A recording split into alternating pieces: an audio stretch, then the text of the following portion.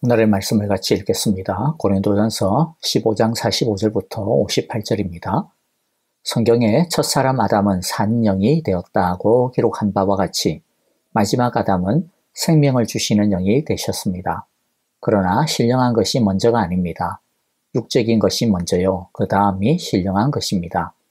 첫 사람은 땅에서 났으므로 흙으로 되어 있지만 둘째 사람은 하늘에서 났습니다. 흙으로 빚은 그 사람과 같이 흙으로 되어 있는 사람들이 그러하고 하늘에 속한 그분과 같이 하늘에 속한 사람들이 그러합니다. 흙으로 빚은 그 사람의 형상을 우리가 입은 것과 같이 우리는 또한 하늘에 속한 그분의 형상을 입을 것입니다. 형제자매 여러분, 내가 말하려는 것은 이것입니다. 살과 피는 하나님 나라를 유산으로 받을 수 없고 썩을 것은 썩지 않을 것을 유산으로 받지 못합니다. 보십시오. 내가 여러분에게 비밀을 하나 말씀드리겠습니다. 우리가 다 잠들 것이 아니라 다 변화할 터인데 마지막 나팔이 울릴 때에 눈 깜빡할 사이에 홀연히 그렇게 될 것입니다. 나팔 소리가 나면 죽은 사람은 썩어 없어지지 않을 몸으로 살아나고 우리는 변화할 것입니다. 썩을 몸이 썩지 않을 것을 입어야 하고 죽을 몸이 죽지 않을 것을 입어야 합니다. 썩을 이 몸이 썩지 않을 것을 입고 죽을 이 몸이 죽지 않을 것을 입을 그때에 이렇게 기록한 성경 말씀이 이루어질 것입니다. 죽음을 삼키고서 승리를 얻었다. 죽음아, 너의 승리가 어디에 있느냐? 죽음아, 너의 독침이 어디에 있느냐?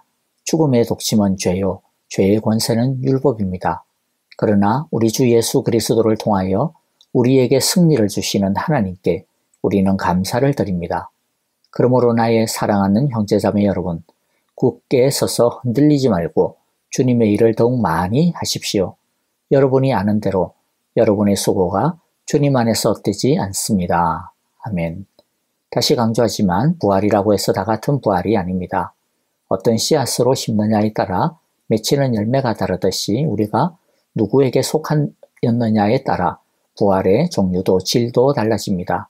결론부터 말하면 우리는 원래 그냥 있는 그대로의 육신 속에서 부활하면 안 됩니다. 그러면 죄 가운데서 부활합니다. 신령한 가운데서 부활해야 합니다. 예수님 안에서 부활해야 죄 가운데서가 아니라 신령한 가운데서 부활할 수 있습니다. 사도 바울은 45절에서 50절까지 말씀에서 육적인 부활과 신령한 부활을 설명하며 또 어떻게 해야 우리가 신령하고 영광스러운 부활을 할 수 있는지에 대해 말씀해 주십니다. 먼저 원뿌리가 되는 아담과 예수님을 대조하면서 예수님이 우리에게 영원한 생명을 주실 수 있음을 설명합니다. 45절 먼저 보면요. 성경에 첫사람 아담은 산영이 되었다고 기록한 바와 같이 마지막 아담은 생명을 주시는 영이 되셨습니다. 말씀하시는데요. 마지막 아담은 예수님을 뜻합니다. 때로는 마지막 아담이라고 하지 않고 로마서와 같은 경우에는 둘째 아담이라고도 칭하죠. 마지막 아담이라고 하는 이유는 예수님이 마지막 사람이다 그런 뜻이 아니고요. 첫 사람인 아담과의 대조를 나타내는 표현입니다. 첫 사람 아담과 마지막 아담인 예수님은 완전히 다릅니다. 첫 사람 아담은 산영이 되었다라고 하죠. 이것은 창세기 2장 7절 여호와 하나님이 땅의 흙으로 사람을 지으시고 생기를 그 코에 불어넣으시니 사람이 생명이 되니라 라고 하는 말씀에 인용한 건데요. 산영이란 살아있는 생명체가 되었다라는 뜻입니다. 스스로 살아있는 생명체가 된 것이 그런데 아니죠. 하나님이 흙으로 빚어진 사람에게 하나님이 생기를 불어넣었을 때 비로소 그 흙덩이가 생명체가 된 것입니다. 즉 사람은 스스로 산영이 될 수 없습니다. 오직 하나님으로부터 오는 생기를 공급받아야만 진짜 산영, 생명체가 될 수 있습니다. 하지만 아담이 범죄한 이후에 하나님으로부터 오는 이런 생기가 막혀버렸습니다. 그래서 사람은 살아있기는 하나 제대로 살아있는 생명체는 아닙니다. 마치 화병에 꽃꽂이가 되어 있는 꽃과 같습니다. 생명력을 가지고는 있지만 근원적인 꽃줄기로부터 끊어진 상태이죠. 그래서 그저 자신이 가지고 있는 짧고 유한한 생명력에 의존하여 연명하고 있는 것입니다. 이 모습이 죄로 인해 하나님과 단절된, 그래서 하나님으로부터 지혜와 사랑과 평안과 능력을 공급받지 못하는 죄인의 생명의 본질입니다. 반면 마지막 아담 예수님을 뭐라고 하죠? 살아있는 산영이 아니라 살리는 영이 되셨다라고 이야기합니다. 죄로 인해 하나님과 끊어진 죄인이 하나님과 다시 연결될 수 있도록 하나님께 갖다 붙이는 역할. 누구든지 예수님을 믿기만 하면 이 예수님 안에서 그는 다시 하나님과 연결이 됩니다. 살리는 역할을 합니다. 그래서 하나님으로부터 오는 사랑과 지혜와 평강과 능력의 생명력을 회복할 수 있게 하는 겁니다. 그리고 예수님은 생명을 주시는 영이 되셨다라고 과거형으로 말하고 있습니다. 즉 예수님이 우리에게 생명을 주시는 것은 나중에 먼 미래에 그렇게 해주실 것이 아니라 과거의 어떤 시점에 이미 생명을 주시는 영이 되셨다라는 겁니다. 언제 그러면 그렇게 되셨습니까? 예수님이 십자가에서 우리의 죄값을 전부 청산하시고 또 부활하심으로 죄와 사망의 권세를 전부 이기신 그때부터입니다. 사도 바울은 또 한 번의 대조를 보여주시는데요. 48절에서 49절 말씀을 보면 흙으로 빚은 그 사람과 같이 흙으로 되어 있는 사람들이 그러하고 하늘에 속한 그분과 같이 하늘에 속한 사람들이 그러합니다. 흙으로 빚은 그 사람의 형상을 우리가 입은 것과 같이 우리는 또한 하늘에 속한 그분의 형상을 입을 것입니다. 흙으로 빚은 그 사람은 첫 번째 아담을 뜻하고요. 하늘에 속한 그분은 마지막 아담이신 예수님을 뜻합니다. 우리 사람은 흙으로 빚은 그 사람의 형상을 입고 있습니다. 여기서 그 사람의 형상이라고 하는 형상은 단순히 육체적인 생김새, 생물학적인 종으로서 아담과 똑같은 사람이라는 그런 뜻만이 아니고요. 아담이 지었던 죄도 똑같이 가지고 있음을 뜻합니다. 반대로 만일 하늘에 속한 그분에게 속하게 되면 하늘에 속한 그분의 형상, 즉 예수님의 형상을 입게 되는 것이라고 말씀합니다. 이것을 사도 바울은 로마서 5장 17절부터 19절에서 이렇게 표현하였습니다. 아담 한 사람의 범죄 때문에 그 한 사람으로 말미암아 죽음이 왕노릇하게 되었다면 넘치는 은혜와 의의 선물을 받는 사람들은 예수 그리스도 한 분으로 말미암아 생명 안에서 왕노릇하게 되리라는 것은 더더욱 더 확실합니다. 그러니 한 사람의 범죄 행위 때문에 모든 사람이 유죄 판결을 받았는데 이제는 한 사람의 의로운 행위 때문에 예수님의 의로운 행위 때문에 모든 사람이 예수님 안에 있는 모든 사람이 의롭다는 인정을 받아서 생명을 얻게 되었습니다. 한 사람 즉 아담이 순종하지 않음으로 말미암아 그 안에 있는 많은 사람 모든 인류가 죄인으로 판정을 받았는데 이제 한 사람 예수님이 순종함으로 말미암아 많은 사람 예수님 안에 있는 모든 믿는 자들이 의인으로 판정을 받을 것입니다. 그렇게 말씀하죠. 그러므로 누구에게 속하였느냐가 부활의 질을 결정한다는 겁니다. 첫 번째 아담 안에서 즉 죄 속에서 부활한다면 죽음이 왕노릇하는 부활로 그래서 영원한 참 생명이 아니라 영원한 심판의 부활을 맞이하게 될 것이고 예수님을 믿고 영접함으로써 예수님 안에서 부활한다면 예수님의 생명이 왕노릇하는 부활로 그래서 영원한 참 생명 즉 영원한 영광의 부활을 맞이하게 될 것입니다. 결론하여 사도 바울은 50절에서 이렇게 말씀합니다. 형제자매 여러분, 내가 말하려는 것은 이것입니다. 살과 피는 하나님 나라를 유산으로 받을 수 없고 썩을 것은 썩지 않을 것을 유산으로 받지 못합니다. 살과 피는 앞에서 말한 아담의 형상입니다.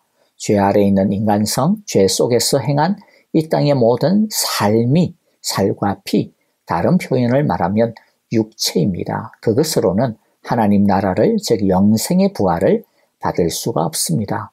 썩을 것으로는 썩을 것을 유산으로 받는 것이 당연하고 썩지 않을 것을 받으려면 썩지 않을 것으로 심어야 함이 당연합니다.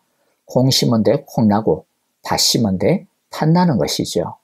사도 바울은 이어서 부활의 때는 마지막 날 곧 주님이 재림하시는 때라고 가르쳐 주시죠. 51절, 52절인데요. 보십시오. 내가 여러분에게 비밀을 하나 말씀드리겠습니다. 우리가 다 잠들 것이 아니라 다 변화할 터인데 마지막 나팔이 울릴 때에 눈 깜빡할 사이에 홀연히 그렇게 될 것입니다. 나팔 소리가 나면 죽은 사람은 썩 없어지지 않을 몸으로 살아나고 우리는 변화할 것입니다. 예수님을 믿는 사람은 무덤에서 영원히 잠들지 않습니다. 마지막 나판에 순식간에 홀연히 변화될 것입니다. 예수님이 다시 오는 그날 사망은 패배하고 죽은 사람들이 썩지 않을 몸으로 다시 살아날 것이며 그때까지 아직 살아있는 자들도 변화하게 될 것입니다. 부활의 승리는 사망의 영원한 패배라고 하는 것을 우리가 기억해야 합니다. 54절이죠. 썩을 이 몸이 썩지 않을 것을 입고 죽을 이 몸이 죽지 않을 것을 입을 그때에 이렇게 기록한 성경 말씀이 이루어질 것입니다. 죽음을 이기고서 승리를 얻었다. 부활은 죄와 사탄에 대한 예수님의 완전한 승리며 영원한 심판입니다. 왜냐하면 사망은 죄의 결과이기 때문이죠. 55절, 56절 보겠는데요. 죽음아, 너의 승리가 어디에 있느냐? 죽음아, 너의 독침이 어디 있느냐? 죽음의 독침은 죄의 권세는 율법입니다. 자, 55절에서 죽음아, 너의 승리가 어디 있느냐? 죽음아, 너의 독침이 어디 있느냐? 라고 하는 말씀은요. 죽음이 어떻게 해서 일어나는가? 너가 어디서 왔냐? 라고 하는 질문이죠. 이 것에 대한 대답이 56절입니다. 죽음에 이르는 것은 죄가 쏜 독침에 맞았기 때문이라는 거죠. 즉, 죄 때문에 죽음이 생겼다, 들어왔다라는 겁니다. 그러면 무엇이 죄인지 그 죄를 판결하는 기준이 뭘까요? 율법, 하나님의 말씀입니다. 이것이 56절에서 죄의 권세는 율법이다 라고 하는 말씀의 뜻입니다. 죄는 단순히 이 세상의 법규를 안 지키는 것 또는 양심에 어긋난 행동을 하는 것 정도가 아닙니다. 죄의 기준은 하나님의 말씀, 하나님의 뜻, 하나님의 기준입니다. 그래서 사람들은 흔히들 말하죠. 난 별로 죄 지은 거 없는데? 나 법을 어긴 적 없는데? 나는 그래도 꽤나 양심적으로 사는데? 이러면서 자신이 죄인이다라고 하는 것을 인정하지 않으려고 하는데요. 그것은 죄의 기준을 모르기 때문입니다. 율법, 하나님의 말씀의 기준이 무엇일까요? 내가 거룩하니 너희도 거룩하라. 즉 하나님의 거룩하심처럼 우리가 거룩해야 된다. 이게 율법과 말씀이 이야기하는 죄와 의의 기준이에요. 이것에 못 미치면 다 죄인 겁니다. 행동뿐만 아니라 마음까지 더 나아가 무엇일까지 거룩해야죠. 결과뿐만 아니라 수단과 방법 그리고 동기와 목적까지도 하나님의 거룩하심과 같이 거룩해야 합니다. 그리고 지켰느냐 못 지켰느냐를 판가름하는 커트라인도 70점도 아니고 80점도 아니고 90점도 아니고 95점도 아니고 99점도 아니고 99.999점도 아니고 애누리 하나 없는 완벽한 100점이어야 통과됩니다. 그것이 하나님의 거룩하심처럼 거룩한 겁니다. 그런데 우리 중 어느 누가 이 하나님의 거룩하심을 채울 수가, 통과할 수가 있겠습니까? 그러니까 결과는 무엇일까요? 모두가 원래 다 죽는 겁니다. 사람들이 스스로 이것을 해결해 보고자 갖은 애를 씁니다마는 그러나 죄 아래 있는 죄인은 해결할 능력도 없거니와 애시당초 사실은 해결할 마음도 그렇게 없습니다. 그래서 로마서 3장 20절의 말씀이 죄인들의 운명을 보여주는 거죠. 그러므로 율법의 행위로는 하나님 앞에서 의롭다고 인정받을 사람이 아무도 없습니다. 그래서 이런 상태 속에서 부활해봤자 어떤 부활일까죠? 어떤 부활이죠? 심판의 부활, 영원한 죽음의 부활인 것입니다. 그러나 하나님께서는 하늘에 속할 수 있는 길을 마련해 주셔서 하늘에 속한 신령하고도 영광스러운 부활에 참여할 수 있게 해주셨습니다. 57절 그러나 우리 주 예수 그리스도를 통하여 우리에게 승리를 주시는 하나님께 우리는 감사를 드립니다. 하나님은 예수님의 십자가와 부활을 통해 우리에게 사망에 대한 승리를 안겨주셨습니다. 그러므로 우리는 썩을 몸이 썩지 않을 몸으로 죽을 몸이 죽지 않을 몸으로 비천한 몸이 영광스러운 몸으로 약한 몸이 강한 몸으로 자연적인 몸이 신령한 몸으로 변화하는 영원한 생명과 영광의 부활을 하게 될 것입니다. 그러므로 사도 바울은 마지막으로 죄악된 이 세상을 살지만 부활을 바라보며 살아가는 성도에게 우리에게 이렇게 당부합니다. 58절 그러므로 나의 사랑하는 형제 자매 여러분 굳게 서서 흔들리지 말고 주님의 일을 더욱 많이 하십시오. 여러분이 아는 대로 여러분의 수고가 주님 안에서 헛되지 않습니다. 아멘. 이러한 은혜를 거저 받은 우리는 부활에 대한 확고한 믿음을 가지고 흔들리지 말아야 할 것입니다.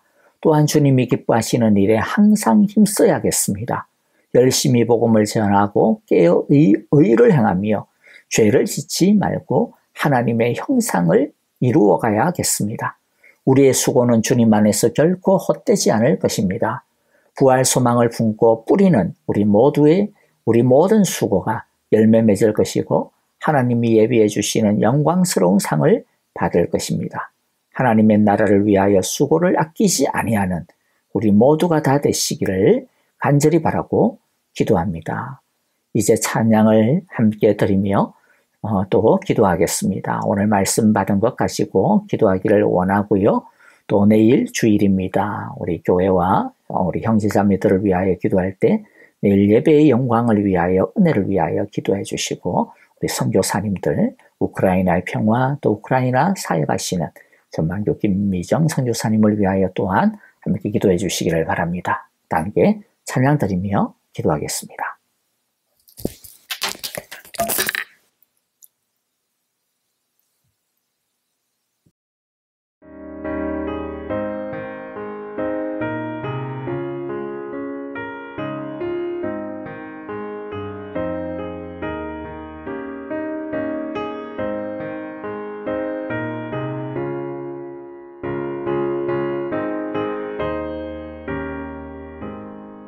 저 높은